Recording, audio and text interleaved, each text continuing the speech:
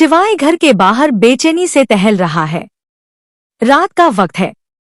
तभी अपर्णा आती है। उसके कपड़े बिखरे हुए हैं, चेहरे पर खून के निशान है और वो कांप रही है।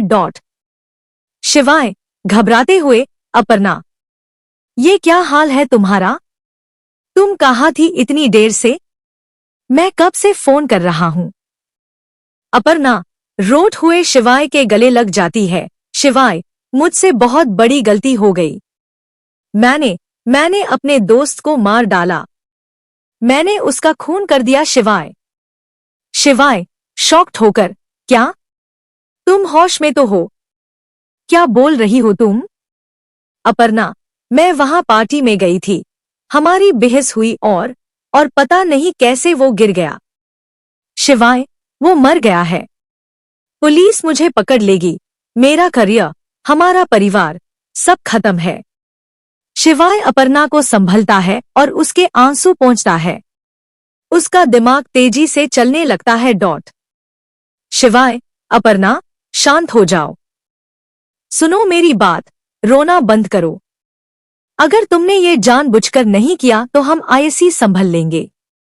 तुम यहाँ रुको, किसी को पता नहीं चलना चाहिए कि तुम घर आ गई हो। अपर्णा, पर वो सबूत? वहां पार्टी चल रही है। शिवाय, वही तो। शोर शराबे और भीड़ का फायदा उठाकर मुझे सबूत मिटाने होंगे।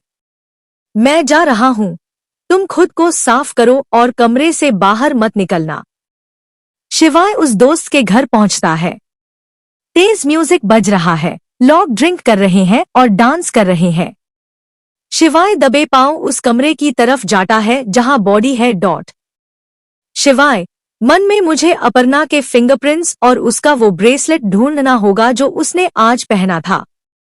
अगर किसी ने उसे देख लिया तो सब बर्बाद हो जाएगा। शिवाय कमरे में घुसता है। वो देखता है कि दोस्त की बॉडी जमीन पर पड़ी है। वो जल्दी से एक रुमाल निकलता है और दरवाजे के हैंडल, ग्लास और हर उस जगह को साफ करता है जहां अपर्णा ने हाथ लगाया होगा। शिवाय, ब्रेसलेट मिलने पर मिल गया। अब बस यहां से बिना किसी की नजर में आए निकलना है।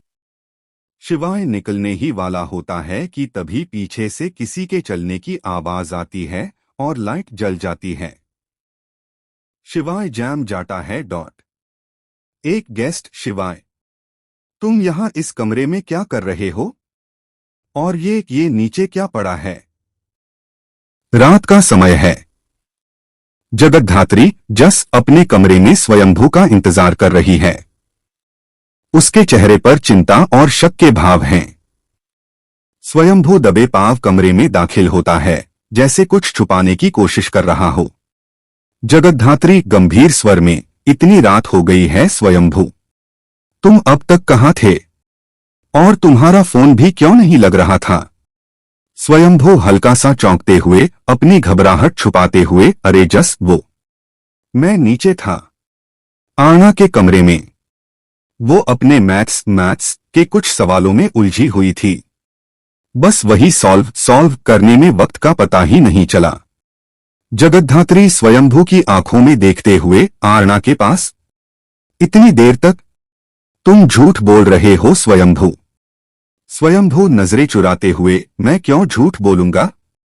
तुम जानती हो न आर्णा की मैथ्स थोड़ी कमजोर है, कल उसका टेस्ट है शायद। जगद्धात्री स्वयंभू, मैं तुम्हें बरसों से जानती हूं। जब तुम सच बोलते हो तो तुम्हारी आंखों में एक अलग चमक होती है। लेकिन अभी तुम्हारी आंखें कुछ और ही कह रही हैं। तुम नॉर्मल नहीं लग रहे हो।